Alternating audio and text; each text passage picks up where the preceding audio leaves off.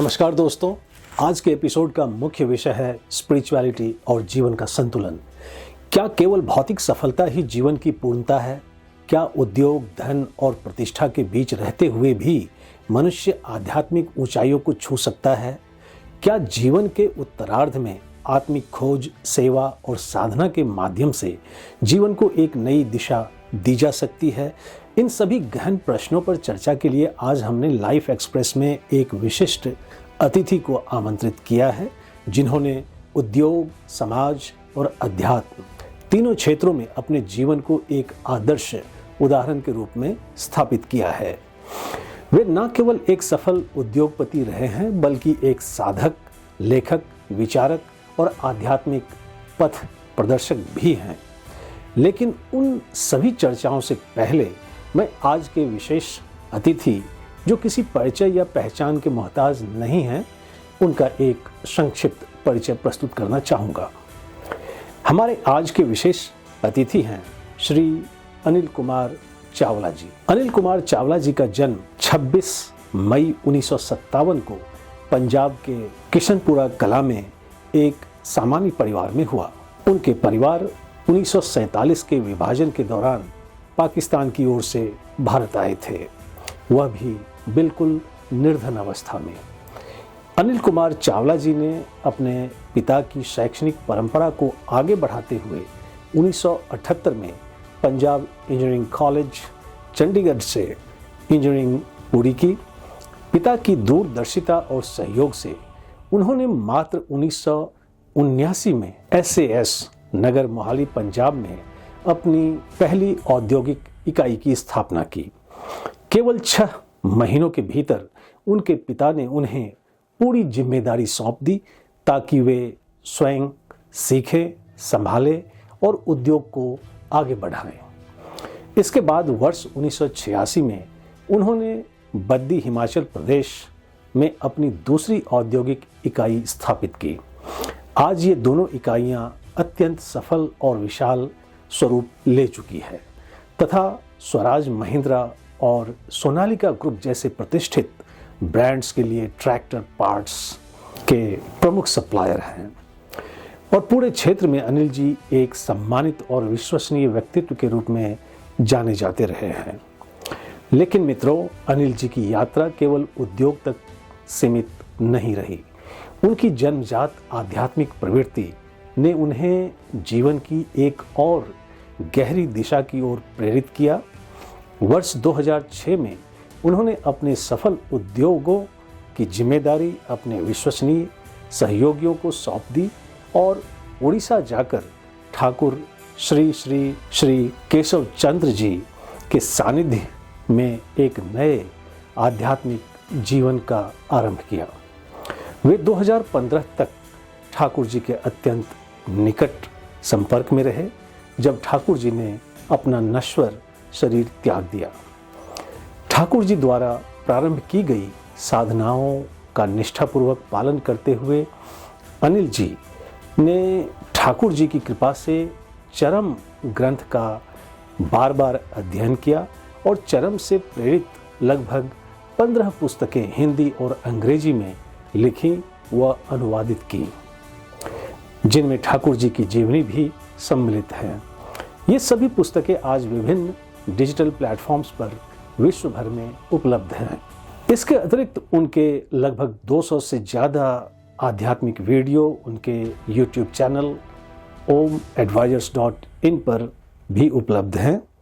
अपनी आध्यात्मिक यात्रा के दौरान उन्होंने वैदिक ज्योतिष में भी गहन अध्ययन किया और Indian council of astrological science ICAS से 2 वर्षों का प्रमाणित कोर्स पूर्ण किया। ऐसे कई खूबियां अनिल जी के व्यक्तित्व से जुड़ी हुई है, जिन्हें जानने के लिए now I shall take you straight to him. So please join me in welcoming an iconic spiritual guru, आदरणीय श्री अनिल कुमार चावला जी। नमस्कार सर। नमस्कार। सबसे पहले लाइफ एक्सप्रेस के सभी व्यूअर्स को मेरा हृदय से नमस्कार और अभिनंदन। मैं संजय जी का बहुत आभारी हूँ जिन्होंने आज मेरे को ये मौका दिया आप लोगों के सम्मुख होने का और अपनी जीवन के साथ जुड़ी कुछ घटनाओं को शेयर करने का, और उसी के बारे में मैं आगे आपसे चर्चा करूँगा। सबसे पहले लाइफ एक्सप्रेस की पूरी टीम की ओर से और अपने सभी बौद्धिक दर्शकों की ओर से मैं अत्यंत हर्ष और कृतज्ञता के साथ आपका लाइफ एक्सप्रेस में हार्दिक स्वागत करता हूं। सर, आपके प्रोफाइल को देखने पर पता चलता है कि आपने पीक इंडस्ट्रियल सक्सेस पर पहुंचने के बाद आपने अपने सक्सेसफुल बिजनेस से स्टेप बैक किया। ऐसे में ना सिर्फ मैं बल्कि हमारे सभी इंटेलेक्चुअल व्यूअर्स आपसे जानना चाहेंगे कि क्या यह डिसीजन इनर कॉलिंग था या डिसइल्यूजनमेंट? हाँ, मैंने इंडस्ट्री चलाई, एक नहीं 2 इंडस्ट्री लगाई थी। 1979 से लेके 2006 तक मैं एक्टिवली इन्वॉल्व रहा 2 इंडस्ट्रीज़ में as a first generation entrepreneur, और वो आज भी सक्सेसफुली चल रही हैं। बाकी जो आपने सवाल जैसे पूछा है, दिस वाज आज मैं यहाँ तक आने के बाद मैं कहूँगा वो मेरी इनर कॉलिंग थी। बिकॉज उस समय क्या हो रहा होता है कि आपका मन नहीं लग रहा होता, आप काम वही करेंगे जिसमें आपका मन लग रहा होता है। इंडस्ट्री में शुरू में मेरा मन तो लग रहा था, बट प्रोडक्ट्स बनानी, नई नई प्रोडक्ट्स बनानी, नई मशीनरी लेके आनी, नए लोगों से इंटरेक्ट करना, वो सब चल रहा था। But then at a time, let's say मैंने 2006 में छोड़ा, तो उससे 8-9 साल पहले मेरा वहाँ से मन उखड़ना शुरू हो गया। अच्छा नहीं लगता था, कुछ नया चीज़ें जानना चाहता था, कुछ और जानना चाहता था। तो वो उस तरह करके चलता रहा। काम की तरफ से धीरे धीरे मन उठा मतलब उसमें ये नहीं कि मैंने इंडस्ट्री की तरफ तवज्जो नहीं दी, इंडस्ट्रीज़ बहुत ऊपर गई। उसी दौरान इंडस्ट्रीज़ छोटी नहीं रही, बहुत बड़ी इंडस्ट्रीज़ बन गई थी, तो वो ऊपर गई। बट मेरा धीरे धीरे पहले मैनेजमेंट किताबों की तरफ झुकाव गया, फिर सीखने की तरफ झुकाव गया। बट बीच में से जैसे खालीपन सा होता है, ऐसा महसूस होता था कि पैसे आ रहे हैं, 5 स्टार्स में जा रहे हैं, 4-4 गाड़ियाँ रखी हुई हैं, फॉरेन ट्रिप्स चल रहे हैं, बट बेचैनी थी, शांत नहीं था।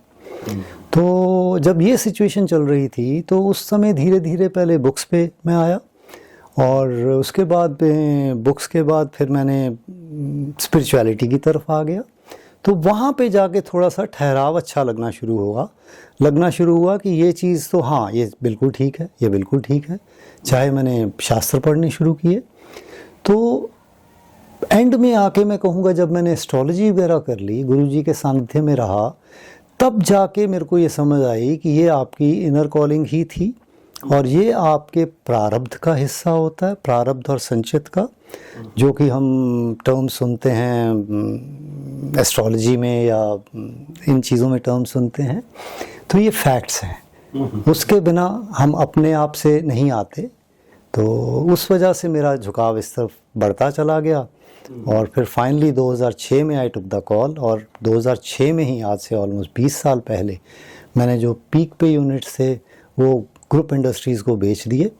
और उसी साल मैं उसके बाद अपने गुरुजी ठाकुर केशव चंद्र जी के पास उड़ीसा में पहुंच गया।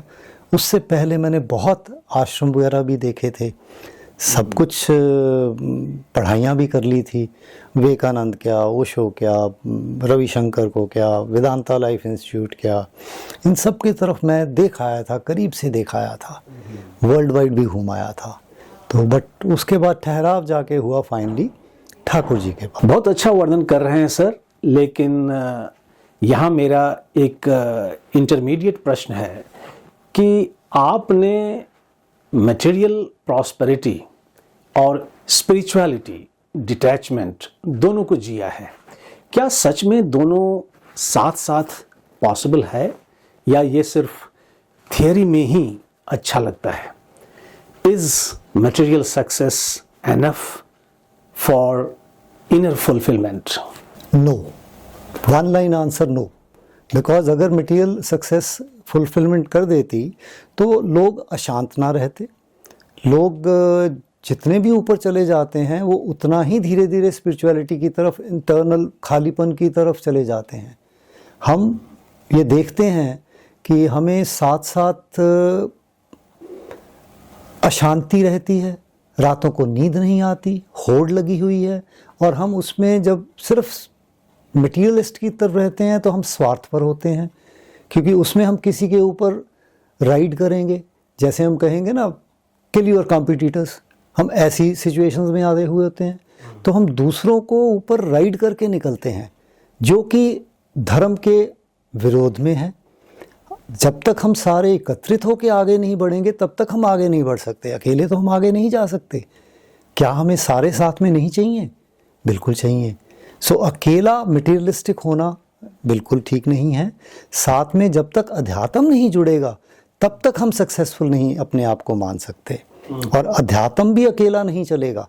अध्यात्म के लिए भी आपको आगे बढ़ने के लिए कुछ तो अपना शरीर रक्षा के लिए पैसे चाहिए, तो दोनों का समन्वय चाहिए, तो एक के साथ नहीं बात बनेगी सर।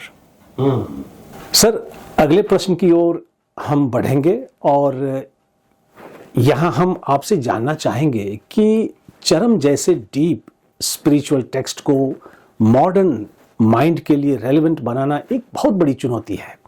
ऐसे में आप कैसे एंश्योर करते हैं कि स्पिरिचुअल टेक्स्ट लाइक चरम will serve as a transformational tool to heal today's ailing human और मैनकाइंड?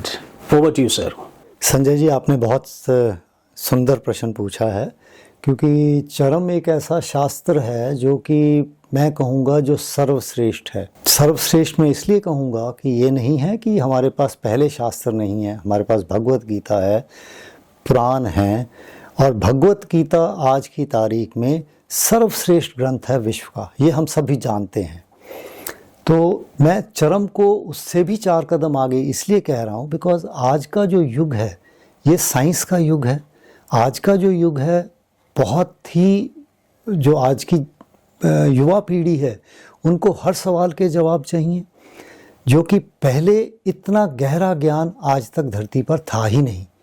अब चरम के माध्यम से जो ज्ञान आया है, हम जब उससे रूबरू होंगे तो हमें क्या उससे पता लगेगा कि भाई साहब, सिर्फ ज़िंदगी जीने के लिए सिर्फ अपने को वैश्विक ज्ञान नहीं चाहिए। वैश्विक ज्ञान तो सिर्फ शरीर की रक्षा के लिए है, घर संसार चलाने के लिए है, क्योंकि शरीर होगा तो हम अध्यात्म की तरफ। अध्यात्म भी क्या है? अधि युक्त आत्मा। आत्मा जब इस अधि शरीर के साथ युक्त हुई है, ये अध्यात्म है। सो अपने आप को पढ़ना, अपना स्वाध्याय करना अध्यात्म है। जब तक हम अपने अंदर को नहीं जानेंगे कि हमारा ये स्थूल शरीर है, ये खराब हो रहा है, हमारा इसके पीछे सूक्ष्म शरीर है। सूक्ष्म शरीर क्या है? सूक्ष्म शरीर में हमारा मनस आता है, हमारी बुद्धि आती है, हमारी इंद्रियां आती हैं, ये सारे हमारे सूक्ष्म शरीर का हिस्सा हैं। वो अगर अस्वस्थ है तो स्थूल शरीर कैसे स्वस्थ रहेगा? जैसे हम जानते हैं कि भगवत गीता में क्या हुआ था कि अर्जुन इतना पावरफुल वॉरियर था, और पहले ही चैप्टर में जो इतने लंबे श्लोक गए, जब तक कृष्ण महाराज कुछ नहीं बोले थे, तो वो उसका पहला ही चैप्टर विषाद योग है, जिसको अर्जुनस डिस्पोर्डेंसी कहते हैं। उसमें सब लॉजिकल बातें हैं कि ये धर्म भ्रष्ट हो जाएगा, घर परिवार खराब हो जाएंगे, औरतें खराब हो जाएंगी, मेरे परिजन मर जाएंगे, वो सारा इस तरह का था। बट एंड में आके जब कृष्ण जी ने बोलना शुरू किया तो उसे क्या कहा? जब वो क्यों बोलना शुरू किया? उसने पहले अपने अस्त्र त्याग दिए, बिकॉज स्थूल शरीर उसका स्वस्थ था, मनस या सूक्ष्म शरीर उसका अस्वस्थ था। वो अस्वस्थ था, इसीलिए वो अस्वस्थ शरीर की वजह से स्थूल शरीर ने काम करना बंद कर दिया। एंड ही सेड कि मेरे से तो धनुष बाण भी नहीं उठाया जा रहा, वो बैठ गया। और शरणागति जब हुआ गुरु के, तब गुरु ने ज्ञान देना शुरू किया। That is when Bhagavad Gita flowed. और उसके बाद सारे एक एक करके योग दिए। तो वो अध्यात्म का ज्ञान था, वो उसके इंटरनल का ज्ञान था, वो उसका मोह भंग करने के लिए ज्ञान था।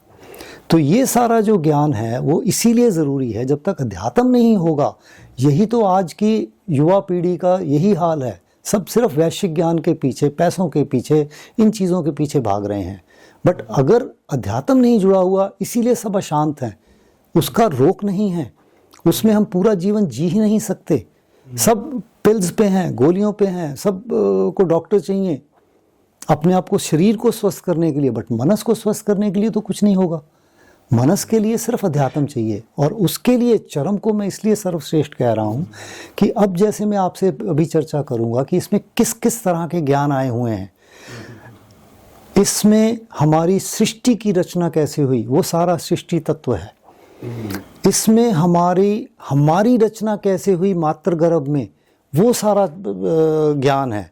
वो 2 पुस्तकों के माध्यम से, अभी मैंने, एक तो ये है मदर्स वूम करके, मातृ गर्भ में हम बनते कैसे हैं। पुस्तक को और ऊपर उठाइएगा, कवर पेज को। जी जी, बहुत अच्छा, बहुत अच्छा जी। तो ये हिंदी में भी है, अंग्रेजी में भी है, ये ऑनलाइन अवेलेबल है। ये निकाली इसी चरम में से है। ये है चरम शास्त्र जो ठाकुर जी के माध्यम से आया। अब इतना पतला सा है, इसमें 15 के करीब आर्टिकल आते थे एक चरम में। ये 1993 से आना शुरू हुआ और 2015 तक 22 सालों में इसके 50 क्रमांक आए हैं।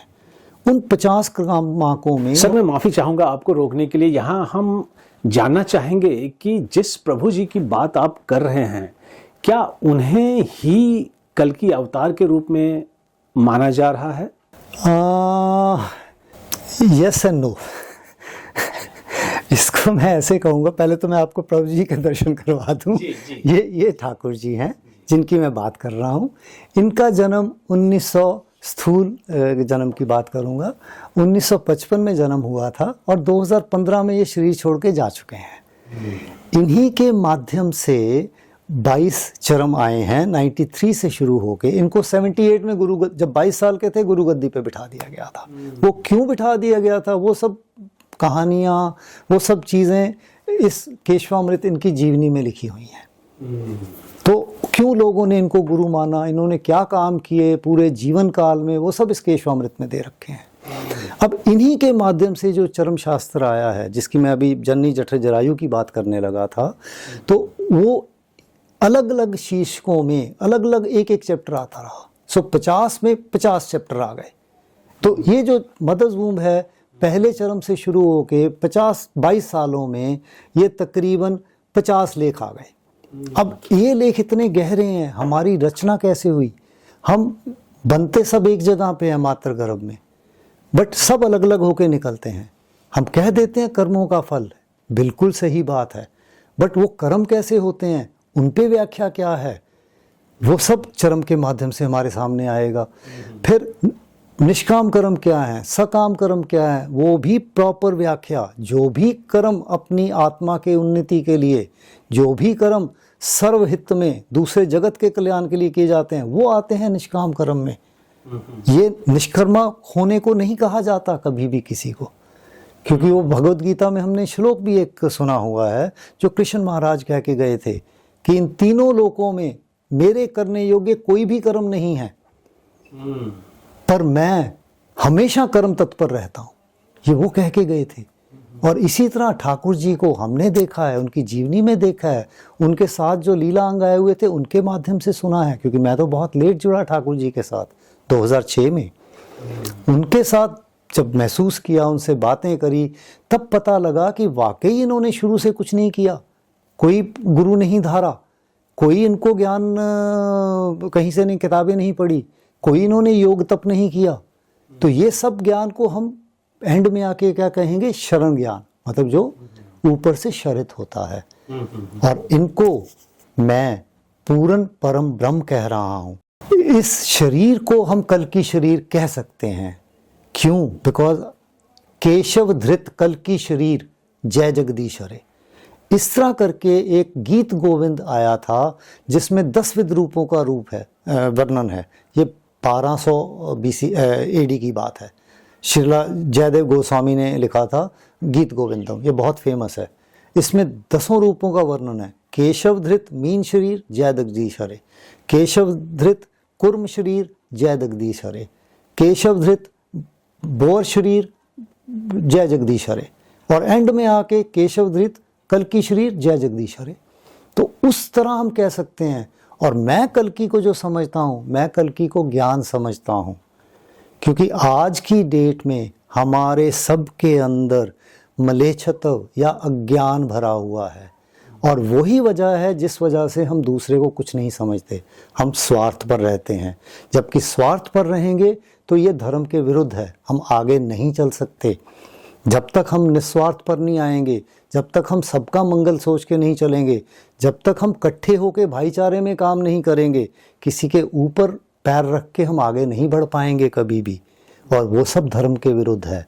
तो वो इस वजह से है बिकॉज हमें अध्यात्म का ज्ञान नहीं है, हमारे पास ये ज्ञान नहीं है जो ठाकुर जी दे के गए हैं।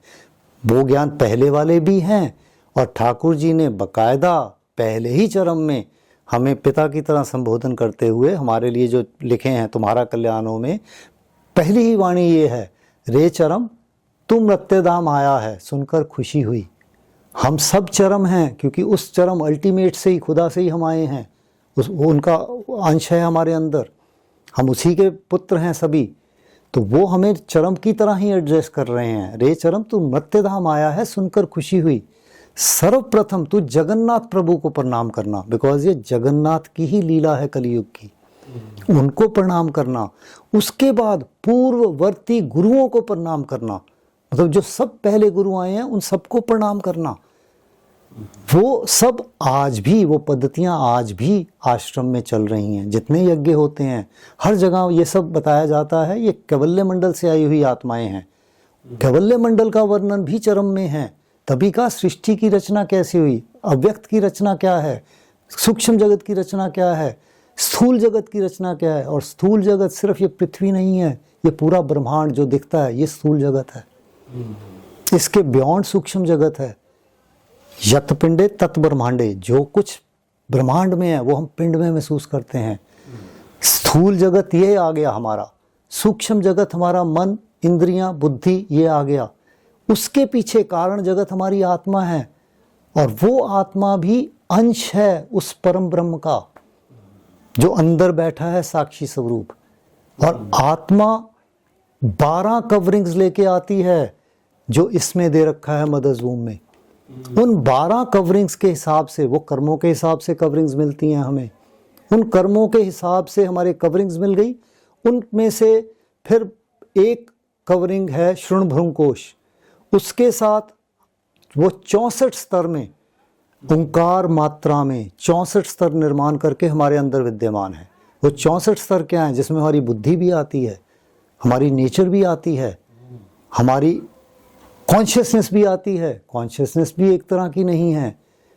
इस तरह का गहरा ज्ञान है इसमें जो आज तक धरती पे नहीं था। इसी तरह करके और भी ज्ञान है, प्रश्न उत्तर हैं सारे जो उनके पहले डिसाइपल के साथ थे। वो अनिवान दीपशिखा नामक, क्योंकि ठाकुर जी बोलते नहीं थे कुछ भी, बहुत कम बोलते थे। सिर्फ एक बार उन्होंने वर्ल्ड को संबोधन किया है, सन 2000 की बात है, बारीपदा में। बारीपदा में विश्व मानव धर्म सम्मेलनी हुई थी, उसमें उन्होंने 6-7 प्रश्नों के उत्तर दिए थे। वो सब प्रश्न उत्तर भी इसमें आए हुए हैं इन्हीं पुस्तकों में जो अब आई हैं। ये सारा ज्ञान उड़िया में था और इन प्रश्न उत्तर में समस्त जिज्ञासा का निवारण होता है हमारी। तो जब हमें ये पता लगता है, फिर हमें पद्धतियां भी इनके माध्यम से पता चलती हैं कि आज की डेट में मन को कोई भी नहीं साध सकता। मन है क्या, उसके बारे में भी ज्ञान मिलेगा। ये आत्मा का प्रतिछवि है और आत्मा भी प्रतिबिंबित होती है। आत्मा कहीं आती जाती नहीं है, प्रतिबिंबित होती है। तो पहला जो बनता है वो चित्त बनता है, चित्त में वो आत्मा रिफ्लेक्ट करती है और आत्मा ही सबकी अलग अलग है। हम तो आत्मा एक ही मानते हैं, उसकी कवरिंग्स की वजह से अलग अलग है। वो ओमकार मात्रा की कवरिंग है। जैसे हम कलर व्हील की बात करेंगे, प्राइमरी कलर्स तो 3 ही हैं, प्राइमरी कलर से कलर व्हील बन जाता है 256 का। इसी प्रकार कुछ आप समझिए कि आत्मा को जो 12 कवरिंग मिली और आगे एक कवरिंग जो है जो 64 स्तर में, 64 लेवल्स में बनाती है हमारे शरीर के कोशों को। सूक्ष्म कोशों की बात कर रहा हूं मैं, क्योंकि ये सूक्ष्म ढांचा हम अव्यक्त मंडल से या कारण जगत से लेके आए हैं। और जब हम मातृ गर्भ में होते हैं तो हम वो उस कवरिंग्स की वजह से हम अव्यक्त मंडल तक, कारण जगत तक जुड़े हुए हैं। जिस तरह की कवरिंग्स मिली है उस तरह की हमारी मैन्युफैक्चरिंग होगी उस मातृ गर्भ में। ये इस तरह का गहरा ज्ञान है उसमें। उसी से हमारी नादगर्दन कोश, हमारी बुद्धि का कोश बनेगा, सटल बुद्धि का। उसी से हमारी नेचर जो सबकी अलग अलग है वो बनेगा। वो रज्जु गुजरी कोश है, उसके साथ वो किसमें है, वो तीनों गुणों की वजह से है। इसीलिए हम देखते हैं भाई बहन आपस में किसी के भाव नहीं मिलते। क्यों? माता पिता तो एक थे, बट वो उसमें कुछ जो आत्मा आती है अपना प्रारब्ध लेके आती है, फिर उसमें संचित उसके माता पिता के वंश गुण आते हैं, उस वंश के, फिर उसमें ग्रह नक्षत्र जुड़ जाते हैं उस टाइम के, वो उसका संचित हो गया। फिर आता है उसका क्रियामान कि जो उसने इस जन्म में कर्म किए, और वो जो पिछले कर्म किए होते हैं प्रारब्ध के और संचित की वजह से आप गुरु के पास पहुंचते हो। बिल्कुल। आप उस वजह से ही गुरु के पास पहुंच पाओगे, नहीं तो नहीं। अगर पहले उस तरह के कर्म किए हुए हैं तो तभी हमारा झुकाव उस तरफ चले जाएगा। जिन्होंने ऐसे कर्म ही नहीं किए उनको वो जल्दी जल्दी उधर झुकाव नहीं जाएगा। बट ये नहीं, उन्हें करने नहीं चाहिए, क्योंकि ये सोल की जर्नी है, वही 64 स्तरों की जर्नी है, और वो जर्नी हमारे इन चक्रों के माध्यम से होनी है। इसीलिए भू भुआ स्वाहा जो 3 मंडल तो नीचे हैं, कहाँ तक हैं? महामंडल यहाँ आ गया हार्ट में, फिर ये जनलोक, तपलोक, सत्यलोक, फिर ये सहस्रार, फिर सहस्रार से हम जुड़े हुए हैं आब्रह्म स्तंभ तक। किस तरह? जैसे सूर्य की किरणों ने इस धरती के एक एक जीव को धारण किया हुआ है। अगर सूर्य बुझ जाएगा तो कुछ नहीं जिंदा रहेगा यहाँ पे। इसी तरह उस परम ब्रह्म ने, अव्यक्त ने, सुपर कॉन्शियस ने, जिसे हम खुदा कहते हैं, उसने इन सब चीज़ों को धारण किया हुआ है, हमें भी धारण किया हुआ है। बहुत सुंदर। तो ये सारा ज्ञान आपको इन्हीं के माध्यम से मिलेगा, जो पहले नहीं था। ये चरम में है, इस शास्त्र में है। बहुत सुंदर, बहुत सुंदर। तो सर, काफ़ी रोचक और गूढ़ विषय पर आप चर्चा कर रहे हैं, और मुझे लगता है कि आपको जितना सुनूं उतना और सुनने का मन करता है, लेकिन चूंकि समय की थोड़ी मर्यादा है, इसलिए हम अंत में 2 और प्रश्न लेंगे यहाँ पे, जो कि प्रश्न नहीं बल्कि मैं कहूँगा जिज्ञासा है। सबसे पहले ये कि आज के युग में जब स्पिरिचुअलिटी भी एक कंटेंट इंडस्ट्री बन चुकी है, चाहे वो बुक फॉर्म में हो, वीडियोस फॉर्म में हो, ऑडियो विजुअल फॉर्म में हो, या कोई भी कोर्सेज फॉर्म में हो, तब एक सीकर कैसे पहचाने कि कौन सा पाथ ऑथेंटिक है और कौन सा कॉमर्शियल है? इस पे कुछ कहेंगे सर आप? जी। ये भी बहुत सुंदर प्रश्न है, बिकॉज जैसे मैं अपने जीवन के साथ रिलेट करूँगा कि ठाकुर जी के पास पहुँचने से पहले मैं जैसे कहा, मैं रविशंकर के आश्रम भी था, बहुत क्लोजली एसोसिएटेड रहा 7 साल के करीब। उनके सत्संग होते थे हमारे घर में, मैंने अपनी जगह भी दे रखी थी वहाँ, उनका दवाखाना भी खोल के वो सब कुछ करता होता था। मतलब मैं बहुत क्लोज चले जाता होता था। और इसी तरह मैं वेदांता लाइफ इंस्टीट्यूट है पूना में, उनके भी बहुत क्लोज गया, ओशो के भी क्लोज गया, व्यास में भी आश्रम है निरंकारियों का, उनको भी जाके देखा परखा। मतलब बहुत जगह पे मैं घूमा हुआ था, शास्त्र तो पढ़े ही हुए थे। बट जैसे हम क्लोज होते हैं तो हमें वहाँ पे ऑटोमेटिकली कुछ नेगेटिविटी तो नहीं मैं कहूँगा, बट कमर्शियल कंटेंट्स हमें अंदर से ही आवाज़ आनी शुरू हो जाती है कि ये ठीक नहीं है, ये ठीक नहीं है। मतलब वो आवाज़ आनी भी आप जितना प्रभु की तरफ ध्यान रखेंगे, सुप्रीम की तरफ ध्यान रखोगे, तब आएगी वो आवाज़। नहीं तो यहाँ पे मैं सिर्फ प्रभु जी की वाणी दोहराऊंगा कि जो ठगता है वो अविश्वासी होता है, और जो ठगा जाता है वो भी अविश्वासी होता है। सो इसलिए उस सुप्रीम पावर पर विश्वास रखो। जब हम मन में प्यास रखेंगे, आरती बोला जाता है, तीव्र भूख, तीव्र प्यास, वो रखेंगे कि आपको हमने पाना है, हम उन्हीं से प्रार्थना करेंगे, उस अज्ञात शक्ति से जो किसी ने नहीं देखी। बट हमारा फॉर्च्यून है कि वो अभी मानव शरीर में थे, जिसको हमने कहा केशव धृत कल की शरीर। जिनके साथ आज भी उनके क्लोज एसोसिएट जो रहे हैं, उन्होंने उनको महसूस किया। कुछ हद तक मैं भी 10 साल उनको महसूस कर पाया। तो वो ऐसे लोग अभी जिंदा हैं, उन लोगों से मिलके उनकी अनुभूतियां ले सकते हैं। इस बुक में जो मैंने कहा 40 से ज़्यादा भक्तों की अनुभूतियां हैं, तो वो अनुभूतियां वो लोग आज भी हैं जो प्रत्यक्ष लीला उनकी दर्शी हैं। बट कहने का मकसद ये है, तो आज की बात है, आगे के लिए क्या होगा? जब तक हम अगर तीव्र प्रयास रखेंगे तो जब वक्त आएगा वो बाकी छटते जाएंगे और गुरु अपने आप आ जाएगा। शिष्य को ढूंढना नहीं पड़ता गुरु को। जो एक जगह प्रभु जी ने भी ये लिखा हुआ है, उनके एक जगह पे प्रश्न उत्तर थे जो यतिशदा के साथ प्रश्न उत्तर हैं जो मैंने आपको बताई, उसमें वो कहता है कि गुरु नगाड़े बजाते हैं, मतलब वो अपना काम कर रहे हैं, शिष्य वो सुन के वहां जाता है। जब सुन के जाता है फिर वो वहां अट्रैक्ट होता है कि वहां पे उसको अलग नजर आता है, महसूस अलग होता है।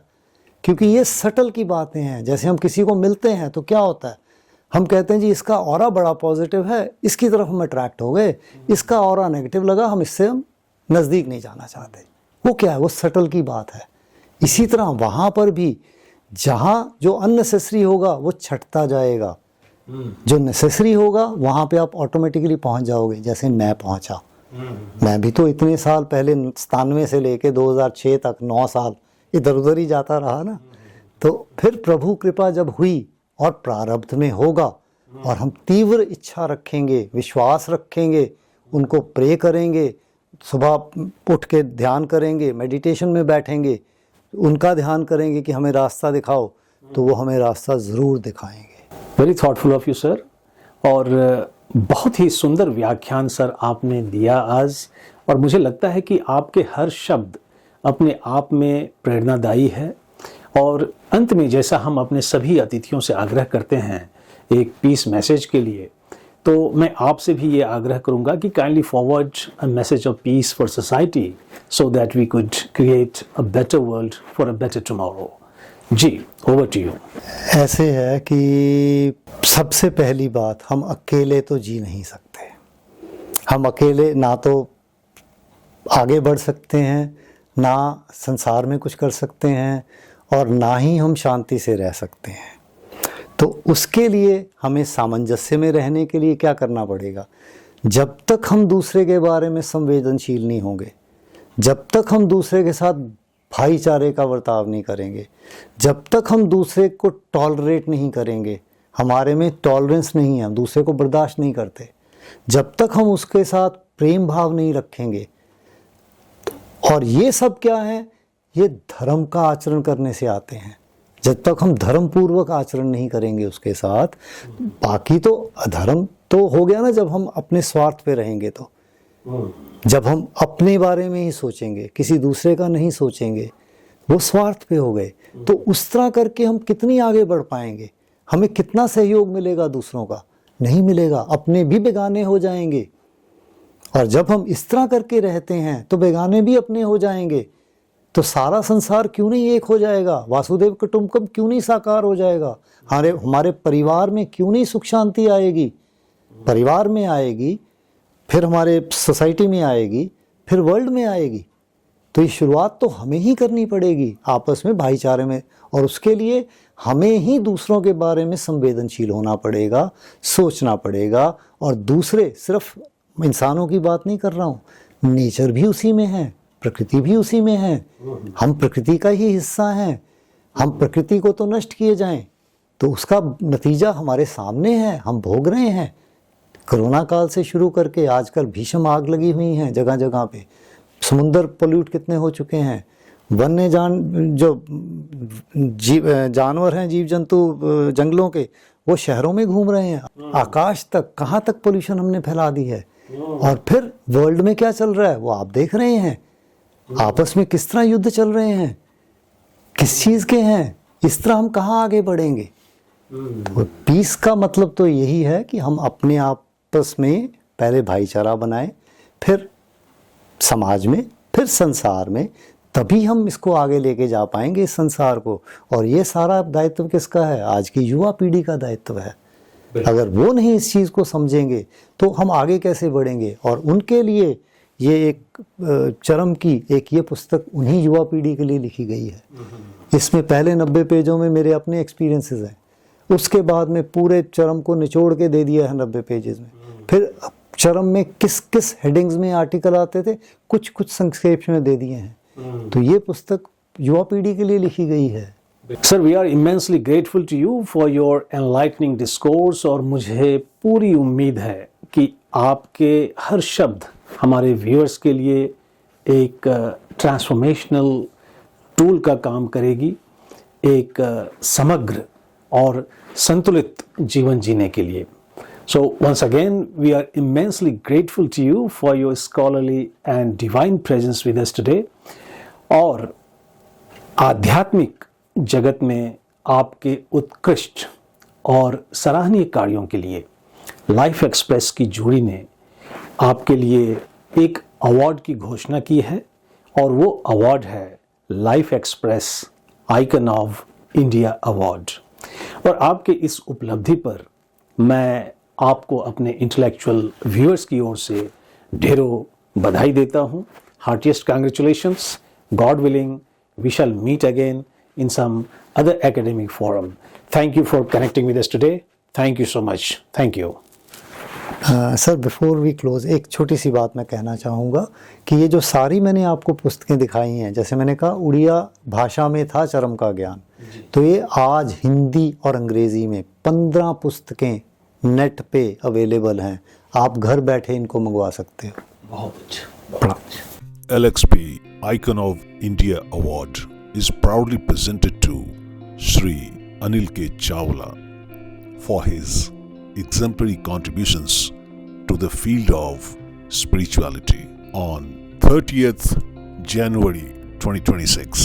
आज के सत्र की समाप्ति मैं फिर एक आह्वान के साथ करूंगा, खासकर श्री अनिल जी की बातचीत से निकले कुछ मुख्य अंश को लेकर। सबसे पहले उन्होंने बताया कि 2006 में अपने व्यवसाय से उन्होंने स्वेच्छा से अपने कदम पीछे कर लिए, क्योंकि उनका मन काम से उखड़ने लगा था और वे कुछ नया जानना चाहते थे।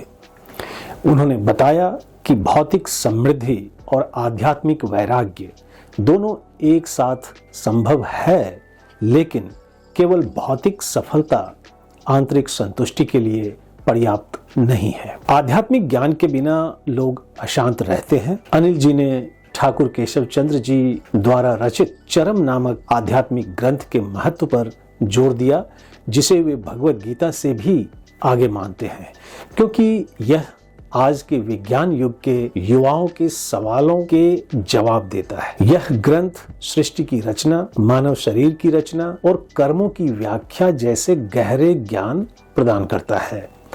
ठाकुर जी को कल की अवतार के रूप में भी देखा जाता है और उनके ज्ञान को शरण ज्ञान कहा जाता है।